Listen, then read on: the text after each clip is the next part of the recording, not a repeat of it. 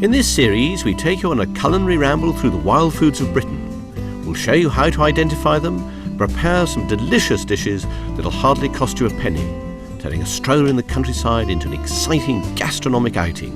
Welcome to the Forager's Field Guide. Spring is just the most perfect time of year to go foraging. You know, the hedgerows and the fields are just filled with the most wonderful new growth, vibrant greens, brimming with life, and, I hope, delicious things to eat. I'm off to meet Christopher, my guide to all that's green and growing.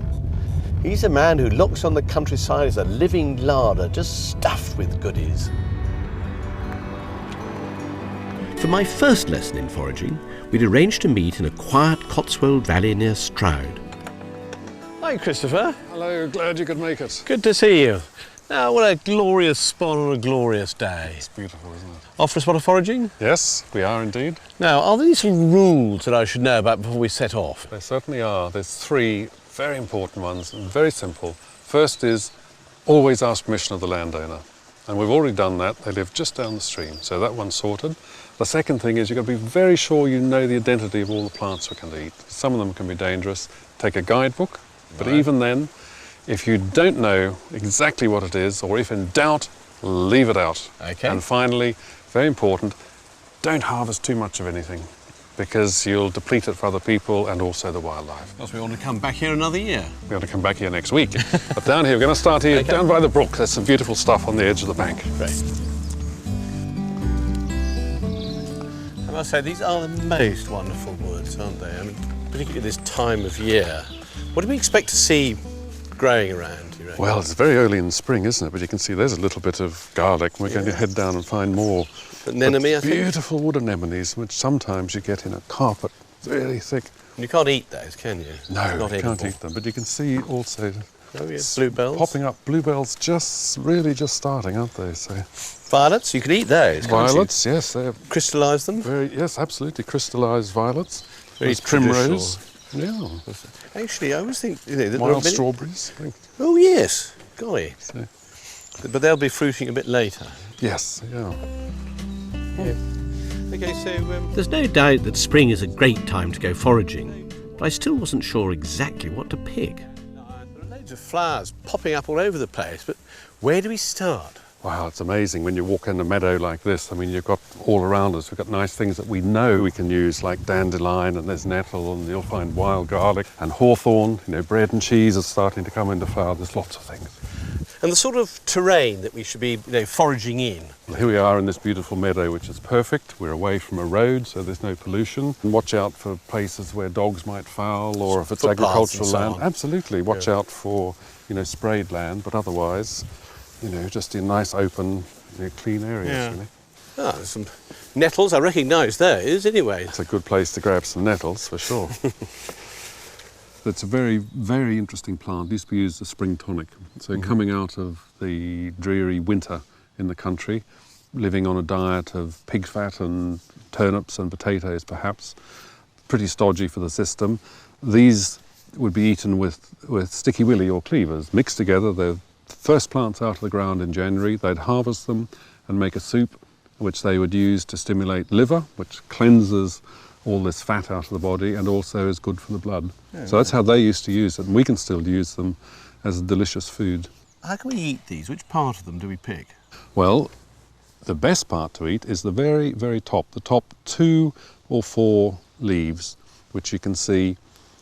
And the reason for that is that they're tender. Yeah. And right from the spring when they very first appear, it's the tops that you harvest. And as the plant grows higher, this is now about 18 inches high, right through to about the end of June, you just take the tops. So as it grows up, you can still pick the tops, so you can use it. And you just simply pick, if we just take this one here. Yeah. How do you pick them without getting stung? I mean, this is a sort of... Well, the tops of the plants are softer. Yeah. Because the reason they sting you, and you can see little hairs on the back of the leaves and on the stem, which are actually quite tough. Yeah. Okay, they're hollow, full of fluid which has formic acid in, which is what ants sting you with, and those hairs get into your finger. But when you pick the top of the plant, it's quite safe normally just to squeeze it and pick it, but don't rub the plant. How safe is quite? Very safe. If you're not completely happy, I brought along a little plastic glove, which you can try. And what that does, it just protects your fingers from the sting. And if you pick the stems, squeeze it, because the ends of your fingers are slightly tougher. So it's down about here, is that? Yeah, or even above, that's right. Above that? Squeeze and pull. Okay. Oh, yes. Right? Well, And as long as it doesn't brush it's when it brushes your thinner skin, it's easier. Now, another way to do it, if you just get a pair of scissors, it's much simpler. You can just hold the very end of the leaf and you just pick, and you can do that quite quickly. Very dainty. What actually happens when you get stung?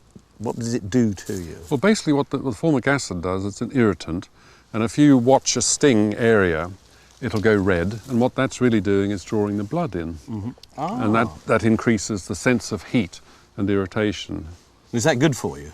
Well, actually it is. Gardeners often with rheumatism, find that when they're in the garden and they're getting stung just by handling nettles, it actually improves the circulation. Absolutely, around rheumatic joints. And in fact, the Romans, who brought this stuff into the country, the nettles. I mean, this is not a native plant then? A lot of the varieties are, but some were brought in by the Romans, and they used to use them to flagellate themselves in the winter, because by whipping or stroking their bodies with the stinging nettle would actually increase heat, and they have a sense of warmth. I think I'll stick to central heating, to be perfectly honest. So, and now, do you need lots and lots and lots of them? A very good point. You need to think of it, I think, for cooking as spinach.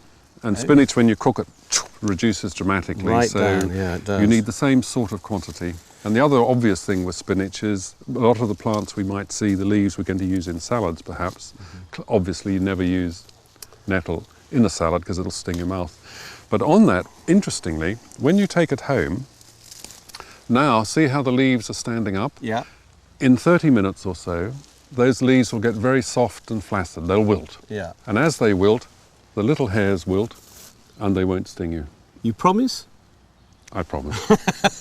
Okay, the pints are on you if it doesn't actually work, because I've got to cook with this later on, and if I get stung, you'll be the first to know. Christopher went foraging for more wild plants, and I got to work on a classic spring recipe, nettle soup. It's very quick, easy and delicious.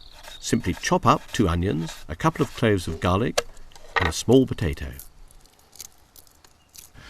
Well, I've chopped some of the basic ingredients, but now comes the hard part, chopping up the nettles, and we'll see whether Christopher's theory of the wilted nettle that won't sting is absolutely correct. I hope so, for my sake. Well, so far so good.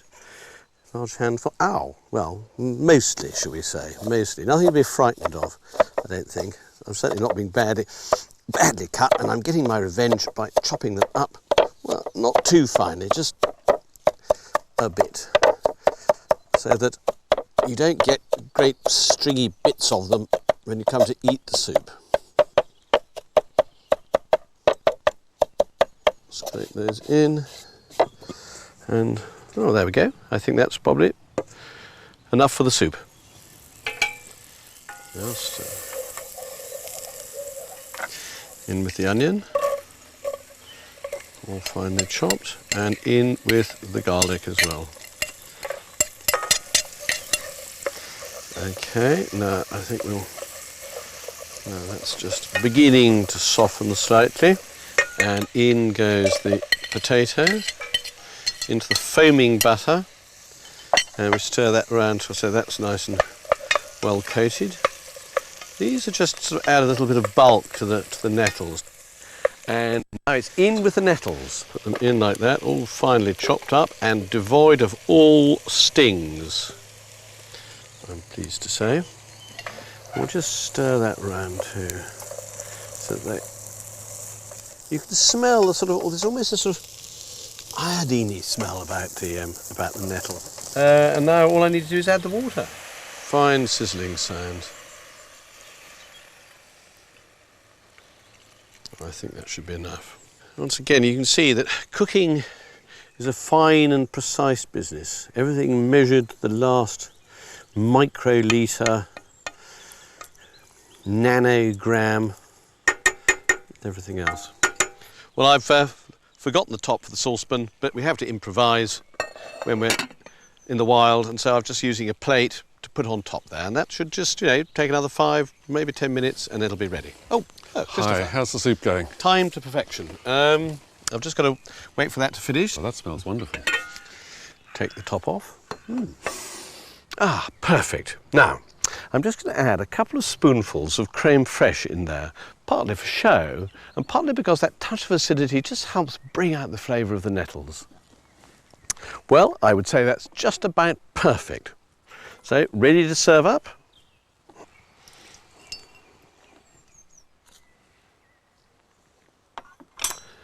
Okay, Christopher? Oh, Matthew, that looks absolutely... Wrap your lips around that. I'll try to. There's a spoon here. Health in Yes, every let's mouthful. try that. Nothing but Good wholesome. Matthew. I can hear the angels singing. Come on, don't overdo it. I think it's okay. No, that's very, very, very good. So what's that flavour like for you? I can't really describe it. It's not like anything else. I think that's probably one of the extraordinary things about nettles. But it does have a sort of extraordinary sort of sensation of spring about it. No wonder they had it as an exceptional spring tonic. Fantastic.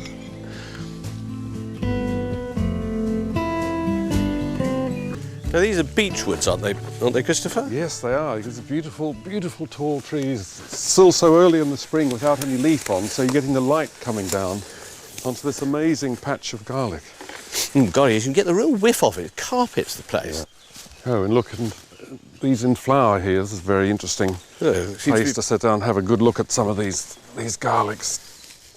Okay, Christopher, what are we looking for here? What distinguishes a wild garlic from anything else? Well, the first and most lovely bit of distinguishing feature is that lovely smell of garlic, yes, which is absolutely unmistakable. God, it's got a real pong, hasn't it? And obviously the garlic itself has a very nice, fragile, long, thin leaf, and it's these very distinctive flowers which start in these little beautiful, flower buds, as it were, and you get these little clusters of 5 or 6 flowered, little white They're flowers. They're pretty, aren't they? They look like starbursts. They're beautiful. Okay, Christopher, what can they be mistaken from? You maybe pick these a bit earlier because they come up at the same time, don't they? Well, not only at the same time, but all in amongst the garlic as well. And these are arum lilies, and let's just look at one of the leaves, about the same size. You can hold that clump. What, lords and ladies? Lords and ladies it is. Now, you can see clearly if you look at the leaf, there's that long, smooth garlic leaf. This one has other veins running from the middle of the leaf, but mainly these little horns, if you like, at the base. Yeah. So it's slightly more wrinkly, but these little horns give it away. But at this time of year, that's almost the same size, and it grows in amongst the garlic, and you can easily confuse it. It won't kill you, but it certainly doesn't taste nice. Not as nice as the garlic. Actually, you put them side by side, and the difference is really very obvious. But I can see that if you're going to pick lots of wild garlic leaves by the clump, as it were, then you can easily pick up one of these along with it. So what does that tell us about how we should pick the garlic? Well, I think for any wild plant, not just the garlic, what we must remember very, very carefully is never pick anything we can't identify clearly before we even set out. And then when we're in the field, check we've got it right. Okay, shall we head off and do some picking? Let's go.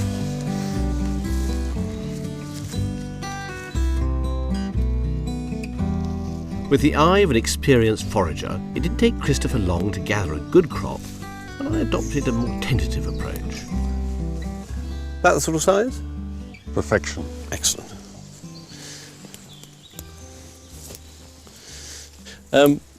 Is there a distinct season for wild garlic? Do they all come up at the same time all over the country? Or they all what? come up at the same time, yeah. So depending on the temperature of the spring, yeah, and so when you're talking about early April, they may go into mid-May. So there's actual season. A very, very distinct season, after which they're history. They even die down by July. They're basically gone in the woods. You'll find yellow, wizened leaves in history. So they're very short, like asparagus.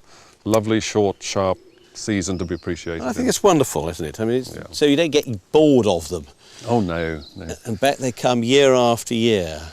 Fantastic. Well, I look forward to eating it later on. Here we are, Matthew. Here's a pile. That looks fantastic. Great bunch. And flowers. And there's the flowers, a little posy. Absolutely. And we're going to put those in the salad? They're wonderful. Not just for decoration? Not at all. No, delicious, delicious in their own right.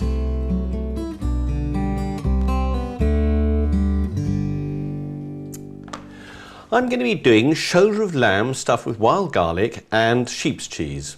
And here we have some of the lovely leaves of wild garlic that Christopher and I foraged earlier. And here is some sheep's cheese, ready grated, which comes from local sheep's cheese. And I think this should make a sort of lovely mixture to go inside the shoulder of lamb, which is one of my favourite cuts. It's lovely organic piece of meat here, sweet smelling as anything. Smells of the grass on which it was grazed. And I like it because it's got a bit of fat on it, more fat on it than leg, which helps with the flavour, and also a lot of connective tissue on the inside, which takes for the long, slow braising treatment extremely well. So we'll start off by chopping the wild garlic leaves. Nothing too fancy, just chop it across like that. Right, that's the garlic chopped. Now, we'll just move some of that in there. Now, in goes the sheep's cheese. Just mix that with your fingers. It's always a good idea. Get stuck in. Always use your hands. Chef's most important piece of equipment, the finger, the hand. And a twist or two of pepper. And there we are. Our stuffing is ready. Okay, now we just take the shoulder, the boned out shoulder, lay it the bone side up, and you can see there's lots of areas to put the stuffing, and we're just going to cover the bone side as far as is possible, filling in all the little pockets and spreading it out evenly. Okay, just squeeze it round. It's rather like making a Swiss roll, really. Try and keep in as much of the stuffing as possible. And it doesn't matter if it falls out. You can always stuff it in around the meat in the pot. Now, I confess I am not the world's best tyer of knots, so we'll just do the best we can. And the whole point about tying it is so that the meat stays in shape and keeps all the stuffing inside during the long, slow cooking. Trim these off for neatness.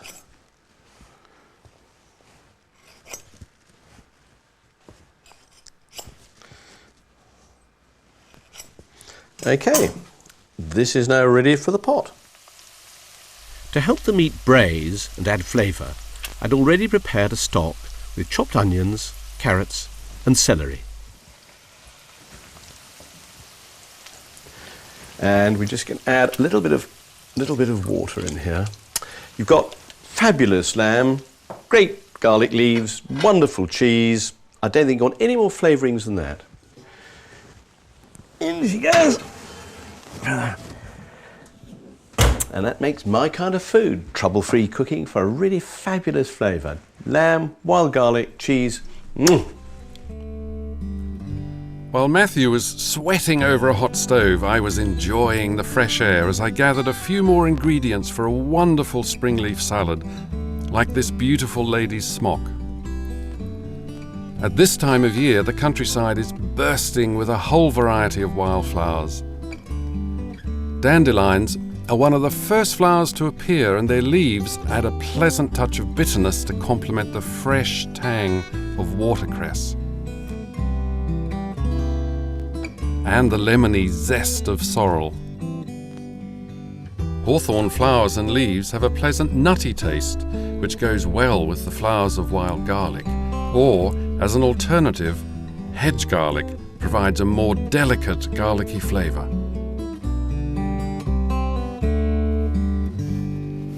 We've got about 15 edible plants in here, which just goes to show in this small area how easy it is to get a good meal.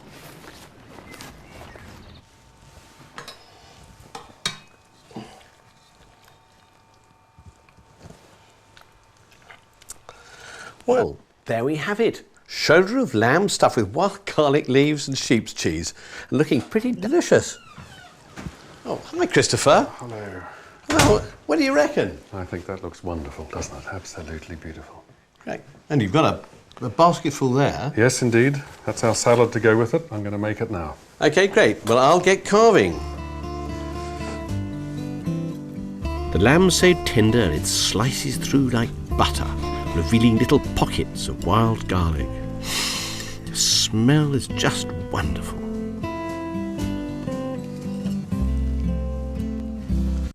Okay, here we are, Christopher.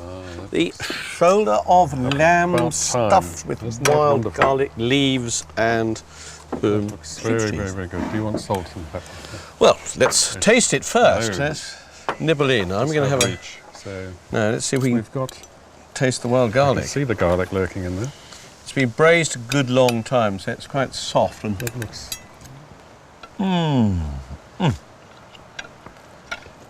Absolutely delicious. We had a real, for me, a real flavour of the garlic, a little whiff of cheese, that hum of the meat. Yeah, it looks absolutely wonderful. You can see the garlic lurking in the folds of the meat, and it is amazing. That lovely, soft, delicate aroma of garlic with a strong flavour of lamb. It's delicious. You've done very well. Now, what have we got in the salad, Christopher? That's as pretty a dish as I have seen in a very long time. We try and make it so. It's a lovely, lovely typical range of sort of mid-May stuff. There's hawthorn, which is bread and cheese. Absolutely delicious. So you try that. Don't wait around. It's got a little bit early, but lovely. This is red clover. Yes. And very sweet. I remember eating So those the as a colour and the child. sweetness, that's right, yeah. They always told me they were full of honey. They are, and you suck them out. I can remember walking around meadows. So we're lucky to find them. It's a little bit early. A month or so later on, there'll be more.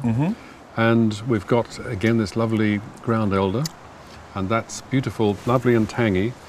Dandelion leaf, which is a little bit of bitterness. Ah, I recognise that one. Wild garlic I flower. certainly hope you do. Well, Christopher, this has been absolutely fantastic. A real wild spring feast. It's worth getting up for. Are you up for some more? I most certainly am. Right.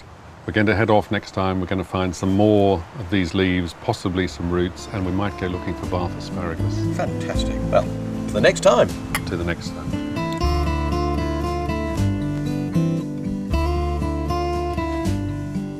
Join us next time when we'll be scouring the upper reaches of the Avon for water-loving plants and searching for the elusive Bath asparagus.